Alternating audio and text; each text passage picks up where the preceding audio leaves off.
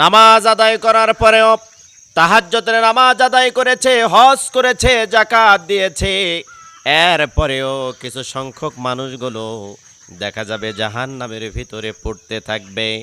নামাজ পড়ার পরেও যারা জাহান্নামে যাবে একটা একটা করে তাদের তালিকাটা আমি আপনাদের সামনে উপস্থাপন করতে চাই প্রিয় ভাইয়েরা। এক নম্বরে যারা নামাজ পড়ে কিন্তু আত্মীয়তা ছিন্ন করে, আত্মীয়তার সম্পর্ক যারা ছিন্ন করে, অথচ নামাজ পড়ে তাহাজ্জুদ পড়ে কিন্তু টাকা লাগে না, কিন্তু আত্মীয়তার সম্পর্ক যখন ধরে রাখতে চায়, মাঝে মাঝে দাওয়াত করতে চায়, মাঝে মাঝে তাদের পিছনে কিছু খরচ করতে হয়, ব্যয় করতে হয়, এটা বড্ড খারাপ মনে করে। এই ধরনের লোক কিন্তু সমাজে অনেক বেশি।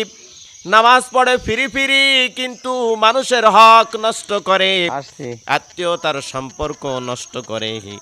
এরা যতই নামাজ পড়ে কপাল কালো করুক না কেন, যতই